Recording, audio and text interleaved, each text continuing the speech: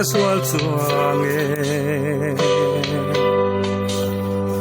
Maria karu belchang ni hiya kangai ngam lo huntin chiar hi oi mo ahar kati lo let lela kan vang khuan chutin lai tual chiang ten le ngin lung rual ten o en chim lo di thin lai a hlim nghe yang tang dang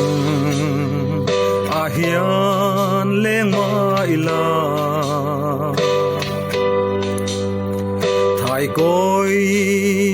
bia thu lan dê lăng ô căng nghe na chê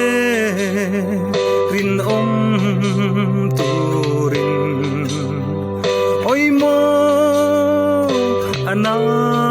lung lên hi lo let lela kan vang khuan chutin lai tual chiang ten le ngin lung rual ten o en chim lo di thin lai a hlim nghe yang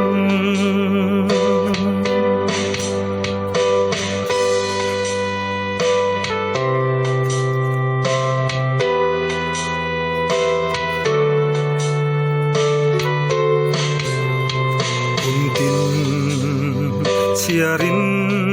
kasui lung le kanto na ma ngai na rin om lauti lang tu ni se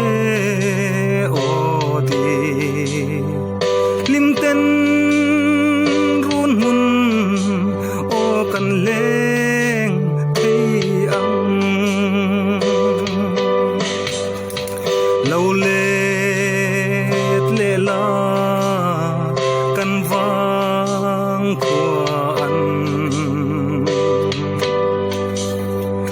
chutin